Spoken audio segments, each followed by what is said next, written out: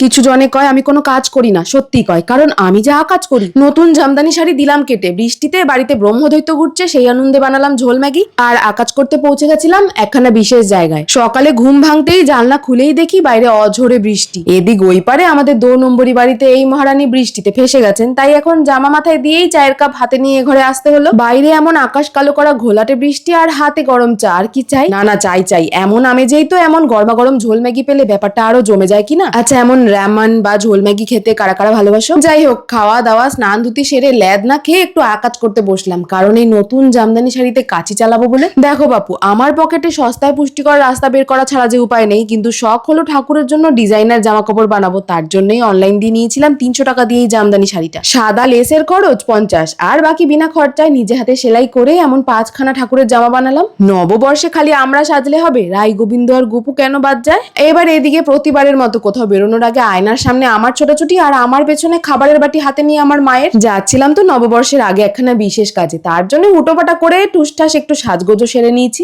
আচ্ছা, তোমরাও কি আমার দলে? এই গোটা গরমকাল মানেই চুলগুলি টঙ্গে বেঁধে খোপা। এই গরমে এর থেকে আরামদায়ক পোশাক আর হেয়ার স্টাইল বোধহয় হতে পারে না। আমার আজকের যে কাজটা ছিল বালিগঞ্জের উইভাও বুটিকে। যাওয়া মাত্রই তো এত সুন্দর সুন্দর কালেকশন দেখে সব পড়তে মন চাইছিল। ওদিকে ক্যামেরা যতক্ষণে রেডি হলো ততক্ষণে আমি আমার শাড়ির ট্রায়াল গুলো শুরু করেছিলাম। তবু না, পয়লা বৈশাখ মনে পড়লেই বাচ্চা বেলার সেই টেপ জামার কথাই মনে পড়ে, হ্যাঁ কি না? কাজ শেষে 1 কাপ গরম চায়েরই যে দরকার ছিল। এদিক সন্ধ্যায় বেরিয়ে আবার জুসের দোকানে গিয়ে আমার এই খাই খাই করা দিনটা শেষ করলাম। রাধে রাধে।